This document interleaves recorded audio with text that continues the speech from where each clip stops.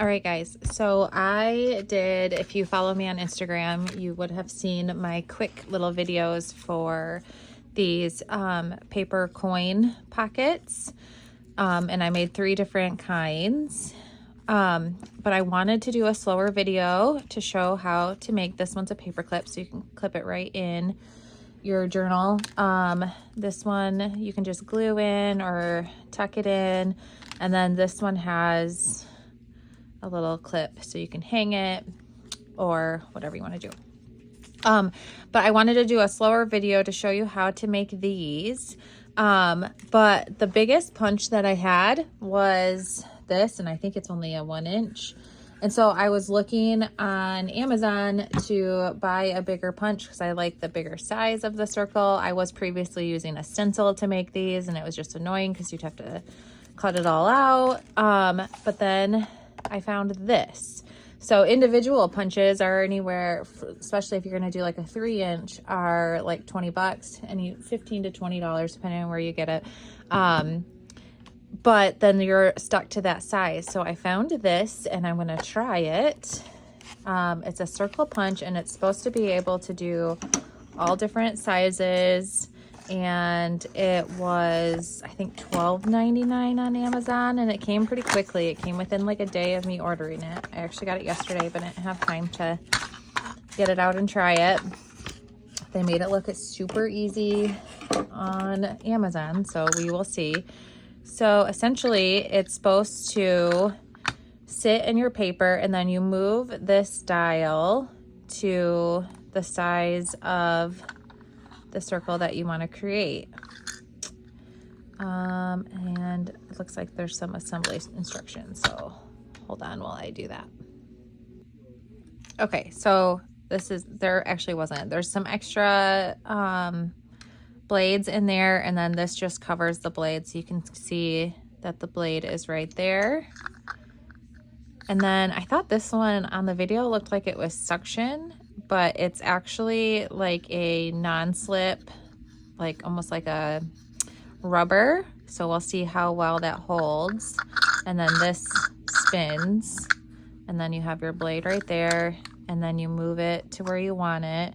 So it's actually the smallest size. It's actually a little bit bigger than what I had hoped that it was going to be, but and then you turn that dial to tighten it. And then you're supposed to be able to put it on your paper or your cardstock and then cut. I'm just going to put it right in the middle and then see how it goes. Okay, so then you're supposed to be able to just drag it around and then cut it. All right, so it did okay. So I must not have been pressing down hard enough there. So this is the smallest size that you can make, but I actually don't mind it being, I mean, it's a little bit bigger, but it's still like a good size, and you can probably do different bigger words or writing or whatever in your pocket. So I did that right in the middle of the page. Let me grab some other paper to be able to use.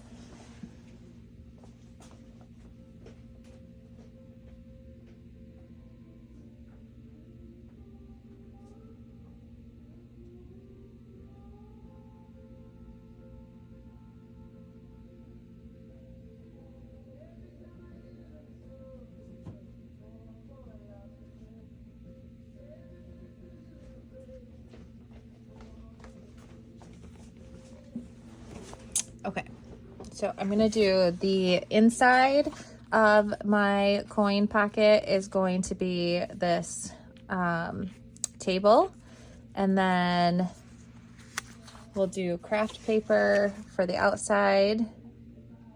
Well, actually, let's do this for the outside. I think that would look good. We can actually do a combination of that and that. So this could be the outer ring, and then this could be the inside.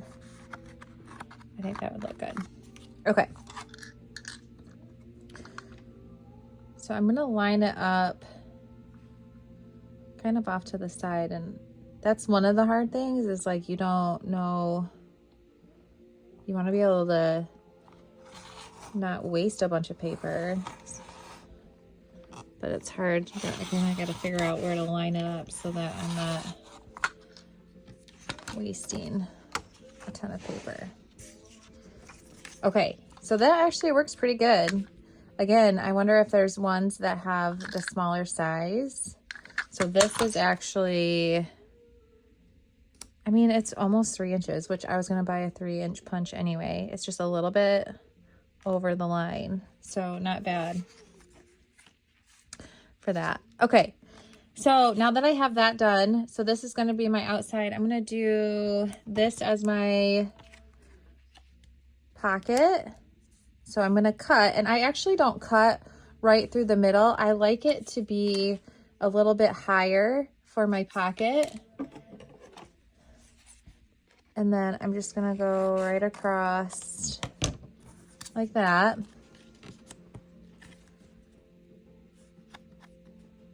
So that looks pretty cool. And then for the size of the punch, I can actually go a little bit bigger. So I'll probably use this size, which I think this is, that's maybe like 3/4 of an inch. Line it up like that. Looks good. And then I'm gonna do some distress ink. I'm gonna use the Hickory Smoke for this one. Try not to bump my camera. And I'm just gonna distress the edges a little bit before I glue it down.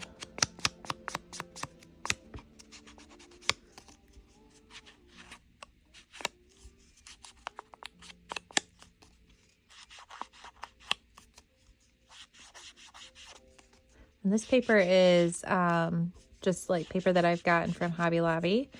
I'm trying to get a wholesale account for Graphic 45 paper and sell it on the shop, on the website, because I love their paper. And I like to find ones that you can't find in like Hobby Lobby or Michael's, like big box stores, because I like them to be fairly unique. Okay, so then there is my pocket, and then I want to do a little bit of the book page inside, so you can kind of see that a little bit. Now you want that to be a little bit smaller so that you can see some of the edge. I'm going to go ahead and use this to cut it, and then that'll just be my guide, and then I'll just kind of cut around it to make it the size that I want. And this is actually folded in half, so we'll see how it does. And it's a thinner piece of paper, and it did okay. There's a little bit of tearing on the edge there, but that's okay, because that'll kind of hide it. So I guess for this, it actually does good, because this is a really pretty thin paper, and a lot of the times it'll just like completely tear it. So not too bad. If I went slower, it probably would have been a little bit better, but all right. So now I have my circle, and I'm just going to kind of trim around it. If I was smarter, I would have increased the size a little bit for my outside edge, so I didn't have to do this part, but it's fine. It's fine. Okay. Let's see how much I want showing. I think I want a little bit more showing, so I'm gonna go another round. I like that back side of that paper, so.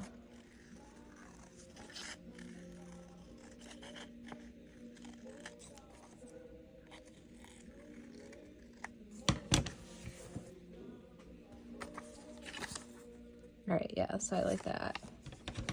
Let's just smooth that out a little bit. Doesn't have to be perfect, because a lot of it is going to be hidden. And then we're going to go ahead and distress this page as well.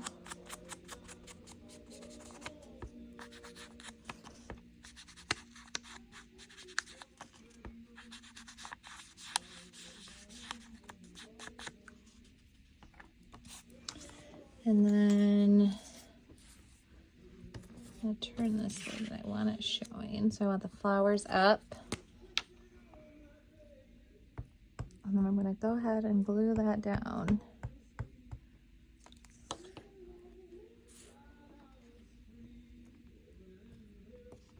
Just like that.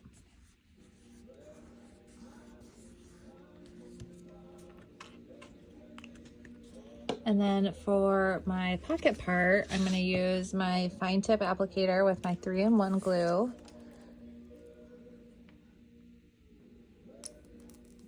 I'm going to lift this open a little too long.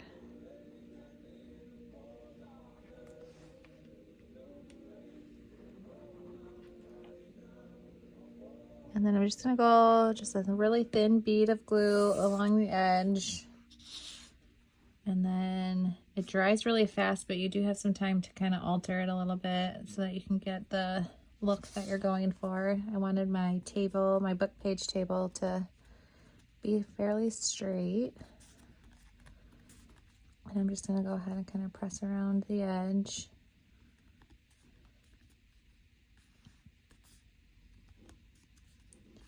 And then while that's drying, I'm going to go ahead and create the insert. So I was using, I mean, you can really do any type of insert in the middle. I did these inserts with the brad through it, and then my thought process was that you could do like little words or writing or whatever on these. These ones are a little bit smaller than what these ones are going to be, but so you have that. If you were going to do the paperclip one, before you glued down this book page, you would have wanted to glue or put your paperclip in between that paper and that, and then glued the book page on top of the paperclip, so you have that in the back. I had used this silver, and I was kind of kicking myself a little bit because I wanted, it's kind of glaring, but then I used the white brad, so it wasn't too bad. But I typically use paper clips like this, and then it hides it a little bit better, like that, and then you just see that part, and then you have the clip there, but whatever works. So that's the paper clip one. This one I did, and I just did a hole punch and then did the safety pin on it. Okay, so let's make our inserts. So because I used the smallest size on this, I'm actually gonna have to use a stencil for my insert. Let's see here. Where are my stencils? Okay, so let's do, I think that size would be a good size. See if we can use some of this scrap. Also too, for these, like when I was doing my hole punch yesterday, I was punching my holes, and then I had, like, this was a whole strip, and then I had all of these holes. I saved these, and then I cut them evenly to make little slides out of them, just like that. You could have I probably could have, but I wanted to write something back here. I'm not done decorating it, but you could probably do like a blank one if you don't want to see the back part of it, but I like seeing like the book page of it. And then I just used this botanical book page that I had and created a little slide, which I thought that was a cute little tuck in. Same thing with these ones. Like, I have this, and I will cut these uniform. You could almost do like a 3 slide one and put it in your journal. That would be a cool idea. So always save your scraps. But this one, I am going to use some of this paper for my insert. Can't get this needle in. Just don't want that to dry up. Okay, so we're gonna use this size. See how many we can get out of this one.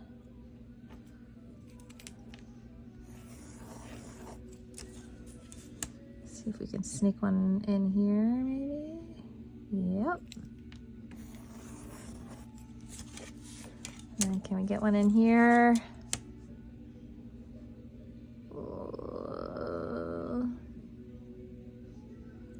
Got it. Okay. And then let's see if we can get some of these.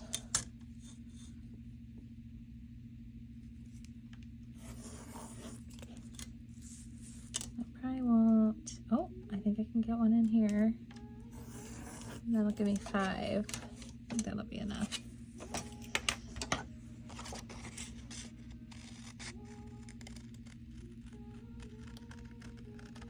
And this is what I was trying to avoid. It's just so annoying.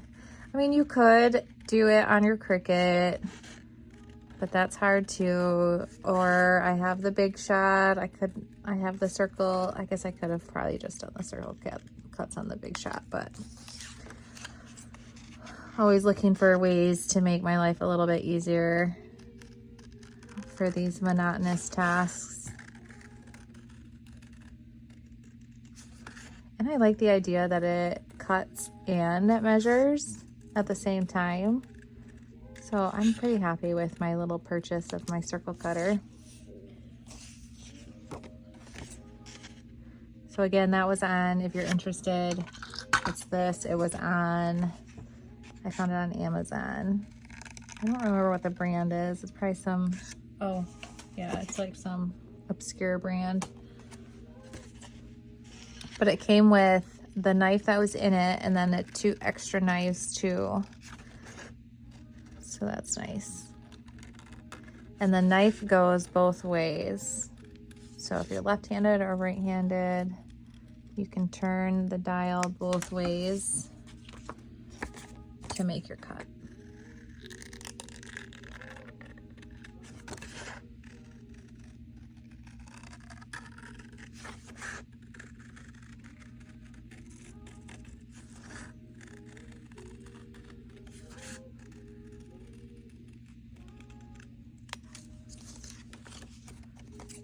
You hear the music in the background. The store is open today. We have hours today until 8 p.m. for our local customers. Jill is on a cruise this week. And then Melissa has sick kiddos at home. So I have been bumbling around the warehouse on my own trying to get everything done, especially with subscriptions going out next Tuesday, trying to get those built. So it's been pretty quiet and busy around here. All right, so I have my 5 inserts. I have the smaller hole punch. I like that when I'm using the brad, and I think I'm going to alternate every other for the grouping. So what I do is I'll punch my hole in the initial one, and then I will line my one up and then cut the rest of them so that I know that hole is going to be all in the same place.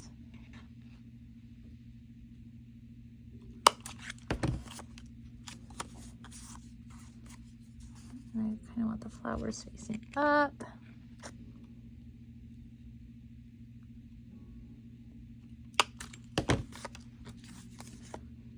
And then the mat facing up.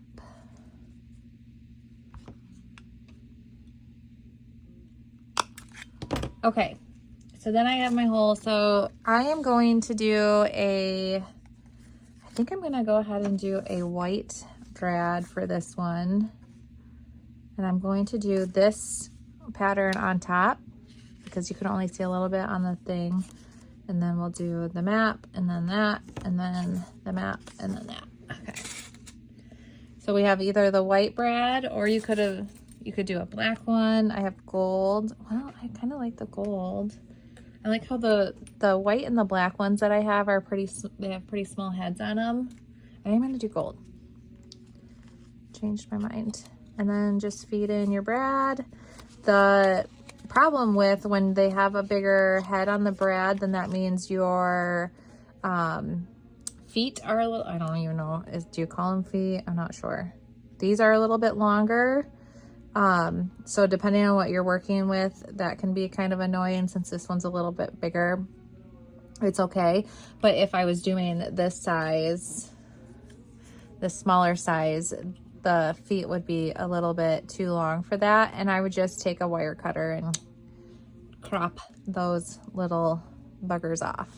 All right, so then you have your insert just like that. And you can go ahead and put it in your little coin pocket, just like that. So then you could tuck this into a journal, or you can glue it down. If you did the paper clip method, then you could clip it on the top of a page or on the bottom of well, you probably wouldn't want to do it on the bottom of the page because that would fall out. So you could do it on the top of the page or the side of the page. This is a little safety pin. So if you were making like a little tassel or charm with like vintage buttons or old beads or whatever, you could have this on the end of that, or kind of safety pin it into the middle. So just a ton of different options. I'm really liking this size. I think this is a really good size to be able to fit information or quotes or designs or little sketches on your insert. I think that's a really cute idea. See, this foot keeps swiveling on me, so I'll actually go ahead and chop that off, because otherwise I'm going to get annoyed by it.